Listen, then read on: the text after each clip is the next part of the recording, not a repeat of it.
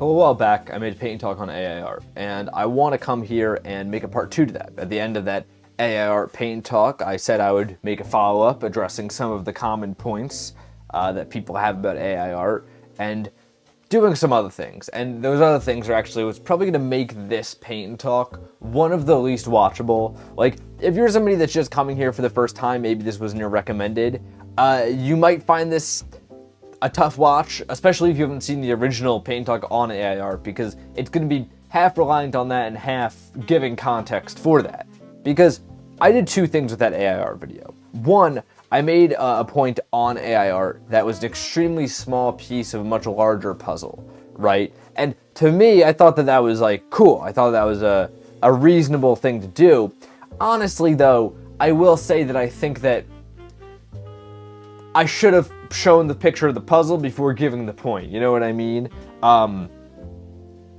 Talking about AI art in a very small void of like, do I think this thing is art, is kind of useless without giving my thoughts on AI first, like just as a concept, as a technology. You know, there's so much more to be said about AI as a whole than there is just about this very small picture of, do I believe AI art is art? But before I do that, I want to kind of, follow up my promise and respond to some of the common criticisms of my case for AI art being art, right? For those of you who don't know, maybe you are here for the first time, in that video I saw a very small technicality that I think you could call AI art art. This is not an endorsement, this is not me saying I think AI art is good or cool or anything like that, and I'm not one of those people that says like, oh, they're AI artists. I don't think anything like that, but I do think that it can get the status of art on the very small technicality of prompting, right? You do need creative input when you are prompting, when you are coming up with an image.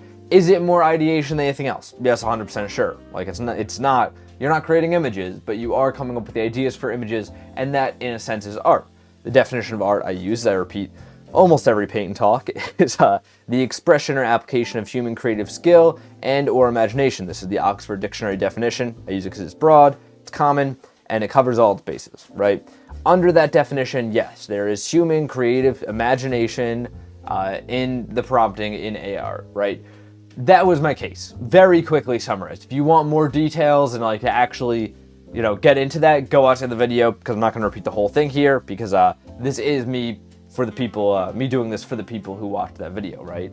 The most common thing I saw in regards to this was the idea of you're not actually creating art because you're just telling something to do something else. I don't remember the commenter who said this, but I thought it was a very good point, a point so good that actually encouraged me to make this part 2, because I thought it was probably a little bit better than just responding to it in a comment, because I think it's an interesting discussion to have, right? Because while I don't think it changes my conclusion, it does add a layer that you need to think about, right? So, personally, a hypothetical something like this, right? I don't think it's art because if you were, let's say you're stuck in a cave with a guy, you're stuck in an ice cave or something like that, and you say, well, we're stuck in this cave, I think you should make a sculpture. I think you should sculpt a statue of Zeus in this cave. I think that'd be really cool. And then they sculpt the statue of Zeus. It comes out beautiful. It's a beautiful statue. You would not then go, man, this is a great statue of Zeus, right? You would not go, this is my statue of Zeus. You would say, you made a great statue of Zeus. You would say specifically you, not me, because I just gave you the idea. I didn't actually make the statue, right? And this is a valid argument. In this context, yeah, you're completely right. Nobody would say that the artist is the guy that came up with the idea. People would obviously say the artist is the guy that, made the statue. I think it doesn't work, though, in the AI conversation for one big reason, right? There's no other guy. When it's just a human and a non-human, there's only one person participating in any sort of creative action, right? Could you make this case then and say, okay, since there's only one party doing creative action, that makes it less art than any other type of art? Maybe. I find that could be a line of thinking, but I don't like to go down it myself, because I find that when you start comparing art based on like how much effort are people putting in, how much ideation goes into it, those arguments can be logically sound, but oftentimes it's a slippery slope because you can end up discrediting a lot of art, right? For example, if I go, okay, your art of ideation is less art comparative to this other piece, right, that somebody, sculpted by hand, then, contemporary art, where people just come up with an idea and maybe do a piece of performance art, or, a lot of times they'll do, the banana on the wall is a great example of this. It's a very famous one that people identify with, of like, then we have to say that that is inherently less art than something else, right? The case is there. The case is definitely there, and I'm not even 100% averse to making the case. I think that it's an interesting line of reasoning, and one that there's a good amount of validity in. However, I am wary to make it myself, because I think if you discredit that, then, you can keep moving down the line, and eventually you will end up to an approach with art, if you follow this concept to its logical conclusion, that only a Renaissance painting is art, right? The reason that in the case A, in this ice cave, that you say that the guy making the sculpture is the artist, is because, it's more of a colloquialism than an actual thought out point, right? There are two pieces of art going on here, right? Somebody coming up with an idea as a piece of art using human imagination that falls under the definition, right? And then there's a guy sculpting something.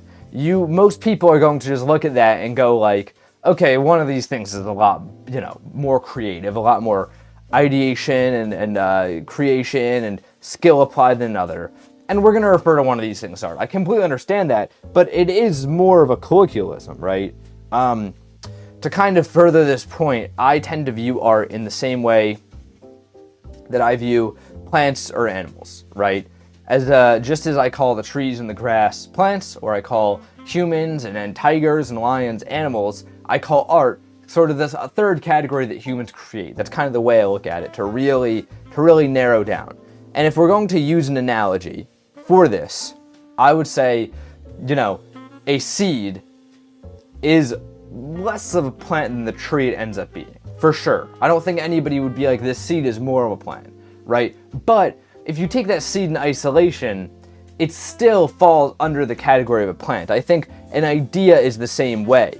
Once again, this is sort of leaning itself towards a hierarchy of art, saying that, okay, if you're saying that that's true, then eventually the logical conclusion of that is that there is, this idea is only a seed. This idea is a lesser form of art than the other. Again, I think that that's more of a valid conclusion. I don't think that any of these conclusions, though, stop my conclusion on a personal level that AI art is technically art. Again, on a very slim technicality. But I'm going to say I did a terrible job making that video. I think that was a really bad video to make, because it should have been a two-parter, and the part you're watching right now should have been the first part. I should have first planted my ideas on AI so everybody knows the perspective I'm coming at this from, and then thought about, do we want to make this one technicality, right? Because I'm a guy that's interested in art. I think art's interesting. I love talking about art. I love thinking about art.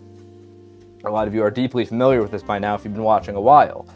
However, I do understand that a lot of people just hearing is AI art are going to think I'm more interested in AI or something like that, and that's definitely a mistake. There should have been so much more clarification in that original video. I don't know why I'm acting like this is some big scandal. I know nobody really cares that much, but, I want to lay out my side of things here, because I'm not a pro-AI person by any means, on a large scale. I think that there are conversations to be had about what AI is right now and how to use it, and for clarification, for the rest of this video, unless I specify otherwise, I'm going to be talking about just AI broadly, not AI art. Because I do think that once all is said and done, we're going to look back on AI art as like such a small blip in this technology.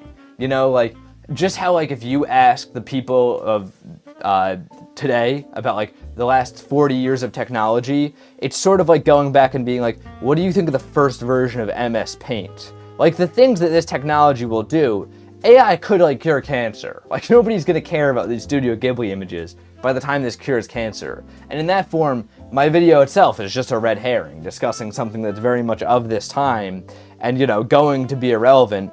Honestly, probably within the year. By 2026, I think that video will be extremely relevant, just as this one is, because of how fast this technology is moving. That's why I'm even sort of contemplating whether it's worth it to give lip service to what I think about AI right now. Because the idea of what is AI right now changes so fast. I mean, like, the next models of AI as they come out are progressively getting crazier and crazier. So I do want to start off by talking about AI as a broad concept, and I'm vastly against this. Like, I feel like if you go back through human history, right, most of the books where people try and create life doesn't end well. Like, it just feels like we have had this instinct within us as humans, and this is me, this is so unbased in reality. This is me completely just picking conclusions out from, you know, reading and things like that. But it feels like we've had this instinct within us for a long time of like, don't try and play God. Don't try and make a new life form. Don't try and make this artificial intelligence thing. I mean, there are very few movies and pieces of art about this technology that are like, oh, this is going to end super well. This is a great idea, guys. And I do understand that to a lot of the people that are watching that are more in STEM, you're probably like, okay, so this guy's actually like the dumbest person on earth because I'm using Terminator to talk about AI art, or AI as a concept, not AI art. But I don't know. I feel like, obviously I say that sort of less seriously, like it's not as much of a real point, I guess, but I do think there's something to be said about the fact that, like, really, you're hard-pressed to find a lot of people that are like, we should really develop a technology vastly smarter than us and give it access to all the information on Earth. Like, you're hard-pressed to find guys that think this is a good idea. And I don't say that as, like, some, you know, gotcha moment to the AI community or whatever. I say that just as, like, sort of almost an anecdote of, like, most people don't see this going in a good direction, you know? There's not a lot of guys that think this is a great idea.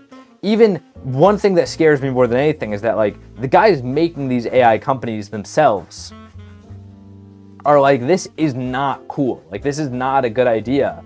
This AI stuff. Sam Altman wrote a letter to Congress being like, hey guys, if my AI technology is successful, you're gonna have to change the way our whole government works and change the, you know, change the workforce as it functions, because it's gonna, like, just destroy labor as a concept.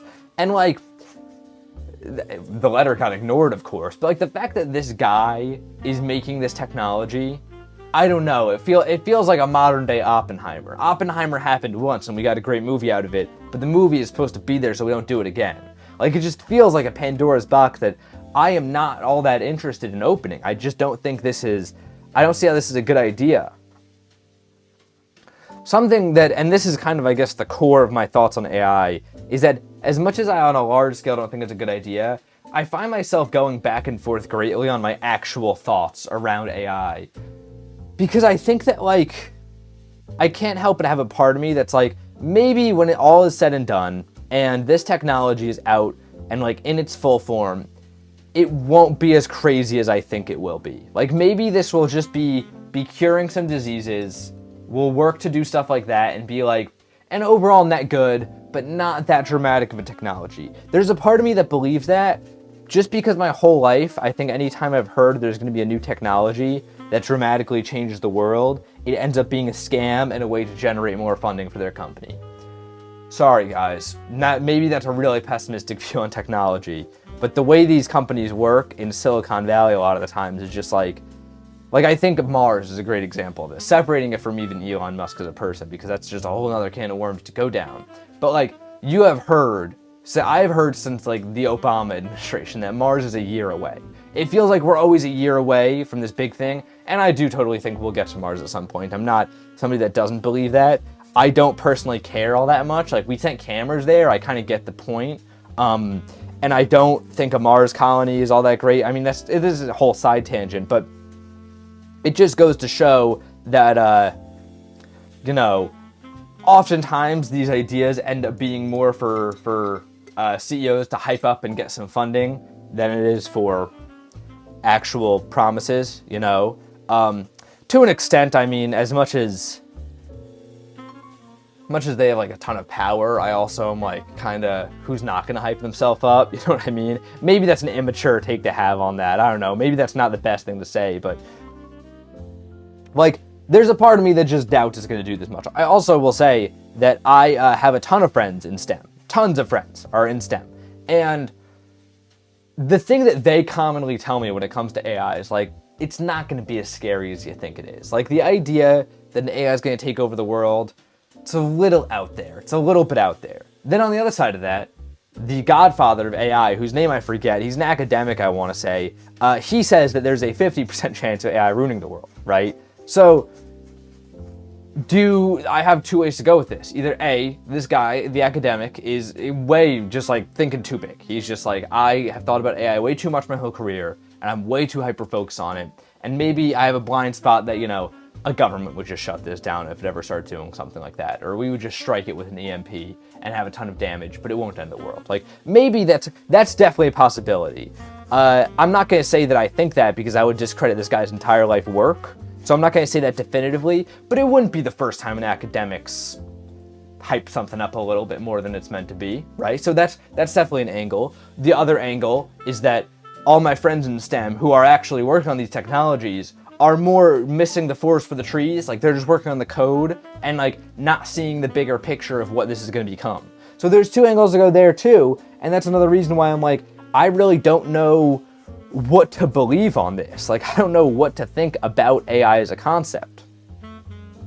My overall conclusion comes more out of a hunch than anything, that like, if you gave me a button, if I was sitting here, Max Dice, doing Paint and Talk, and I had a button right here that I could press and it would just make it so this technology never happens, or maybe just happens in like niche medical field to cure diseases, which I'm totally for, yes, I'd press that button. I'd even say if you could tell me like you can stall the development of AI right now forever, I'd be fine with that. As much as like there are some annoyances about AI right now, the technology does exist more as a novelty than anything else, I feel like, at the moment. I mean, what can it really do? It can make some cool images, it makes some things that makes people go like, wow, that's interesting. It functions as a somewhat better search engine than Google, right? And that's more or less where it ends, though. I wouldn't say that this technology is exactly changing the world just yet. It's more of a novelty at this point and a slight more convenience. One thing that I think is scary, as like a slightly in the middle angle, I've been talking a lot here about like, I think this is going to end the world, or I think it's going to not be that big of a deal. Slightly more in the middle, I think AI dependencies are a really scary thing. I already see a ton of people talking about the fact that like they can't do anything without talking to ChatGPT, and that scares me. I have two takes on that, as I seem to with everything in this video. On the one hand, these people who are like getting dependency on ChatGPT in its infantile form. I mean, the ChatGPT we have right now is surely going to be like really dumb in comparison to the big one. The people that are like, I'm super dependent on this, I don't want to say, this is such a mean take. I feel bad saying this, but like, there's a part of me that's like, those people are going to be dependent on something like this. Like, I wonder if, and I don't mean that in a way of like, these are dumb people. I mean it like this, right? Here's an example. A couple of years ago, Snapchat came out with the My AI feature, right? And I don't even think it was an AI. I think it was like a very infantile language model that you could talk to and like mess around with, basically, right? Everybody I knew that didn't go on Snapchat that much was like, this is dumb. The people that I knew that sat on Snapchat all day still talk to that thing. Because when you're like on something like that all day, when you're already kind of dependent on your phone, which is not something that dumb or smart people do, it's just something that happens if, you have that habit, then yeah, you're going to use the new feature more. Just like as an example, I edit these in Final Cut Pro, right? If they had a new Final Cut Pro feature, I'd get dependent on it. And that's not a good or bad thing, it's just I use that a ton. The same thing happened with Snapchat. The people that will use Snapchat a ton got dependent on it. I think it's a relatively similar thing with ChatGPT, right? Where it's like, if you're on your phone all day and this new app comes out, and it's a slightly more advanced version of a Google where it can really consolidate data better and get you the results you're looking for faster, yeah, I think the people that were on their phone all day are going to be dependent on it. Somebody like me who is not really on my phone and maybe Google something like once or twice a day when I need a quick answer, I've used ChatGPT a little bit, but not as much as those people, because I already had that habit in me, you know what I mean? So like, there's a part of me that's like, the people that are going to develop a dependency on AI are going to develop dependency on the next technology. Like, I think it's more of a technology dependency thing than this AI is directly going to do this. I don't know, maybe that's an inaccurate take. Maybe I'm looking at it a little bit too cynically. Maybe I don't go on my phone enough and I have a jaded perspective because of that. But I don't know. That's just kind of how I'm thinking about that. Overall, I find AI right now to be in a morally gray zone of just like, it's a little bit strange. My main concerns with it, and the reason I think I would stop, is because I think it's going to just like destroy the labor force. I think we're all going to be unemployed to AI. That's like the most realistic outcome of all this, I think. And that's why I'm against AI. I'm also against it because it's kind of creepy. They have all our data and they're just doing that with it. But I mean, like, you know, this is a slight side tangent about AI art, but I was doing a talk about it, and the question came up of like, what do you think about like them stealing art to train these AI models? Once again, there's going to be such a blip in the whole AI timeline by the time we're done, but it is interesting. And my take on it was sort of like, Instagram was the one that gave them that art. Instagram's the one that stole the art, not the AI. My question's not so much why are they training these AI on my art, why does Instagram just give them my art the second? Like, why is that happening, you know? Like, I feel like it's a much larger conversation about data that needs to happen. I sort of think like this. I don't like the idea of AI being made by a company to make billions of dollars. That scares me a ton. I don't exactly enjoy the idea of a government making AI either. And I just don't think we're smart enough to handle AI right now. Like, as the human race, this is my take as a dumb little guy in a cube, right? Talking about the human race as if he has any right. This is my take. Which, I mean, that's the whole internet, isn't it? No, but when you're a kid, it's almost like the reason you don't hang around with strangers as a kid is because you're dumb, you're naive. If you hang around with an adult, they can trick you into doing anything. So that's why when you're a kid, your parents make sure you're only around friends, family, people they can trust, right? Now, as I'm older, I could hang around with somebody 10 times smarter than me, and I'll be okay. And I do, on a daily basis. I hang around with people way smarter than me, and I'll be fine, because as much as, you know, these people are still smarter than me, I'm not in a stage of my life where I can like be tricked or duped easily into making a massive mistake or putting myself in danger. And that's why, you know, at my grown age as an adult, I'm able to go out on my own. This is an extremely simple thing, of course, but I'm using this sort of as an analogy for what I think like humanity and AI looks like to me right now. I feel like we're little kids making an adult who's way smarter than all of us, and we don't really know. I don't think we're mature enough to handle this adult yet. I think this thing could lead us off a cliff. Like, I think we're kind of walking into the van screaming free candy, if that makes sense. Except we're not just walking into it, we're building the van because our neighbor said they'd give us $50 if we built it, and then we're gonna drive it off a cliff ourselves, right? I think that this technology has a great potential, and I'm always going to be an optimist about things because that's just who I am. But I think maybe I could be an optimist about this like in 100 years. Like, I think in 100 years, we'll totally be ready to do something like this. We gotta solve some of these issues first though, right? I don't think we're mature enough as a species. Like, we're still doing war over land. I don't know how we can handle this AI. Again, this is my take as just the dumbest guy in a cube painting a painting that is coming out maybe at a 6 out of 10 today. But that's my take. I don't think we're ready. And I think that we gotta take a breather before we really develop these technologies. But they're gonna keep profiting, these technologies are gonna come out, and I think that's the most important thing to be a realist about at the end of the day, is that this is coming, whether we like it or not. We have no choice, and they're going to take all our data, use all that data, train workers 100 times better than us, and sell us all out, and make it so we're slouching towards a dystopia. That's like the most pessimistic I get about it on some days. Other days I'm like, maybe this will be fine. So, I don't know. This was all over the place, but I hope it gives you kind of just a picture as in these random doddering thoughts about my overall view on AI art. Or not AI art, AI in general. I keep saying AI art. Just kind of a little picture of it that I'm not necessarily pro AI, and I'm very wary of it, and even sometimes existentially afraid of it.